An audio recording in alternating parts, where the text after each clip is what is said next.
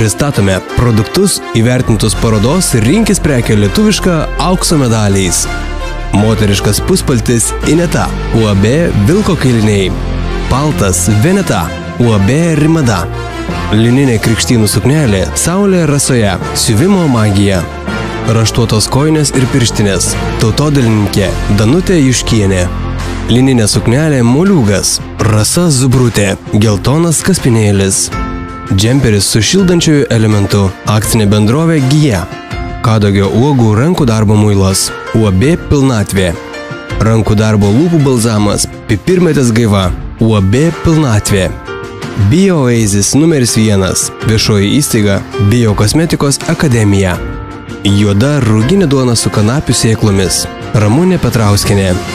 Rugių dribsnių lazdelės, UAB Radviliškių kaimo kepykla. Šimtalapis, UAB Radviliškių kaimo kepykla. Sūris Germanto Gauda, 45% pjaustytas, akcinė bendrovė Žemaitijos pienas. Vandens jonizatorius, UAB Burbuliukas ir ko. Labų skanėstai su slyvomis ir su juodaisiais serbentais. Lietuvos agrarinių ir miškų mokslo centro sodininkystės ir daržininkystės institutas.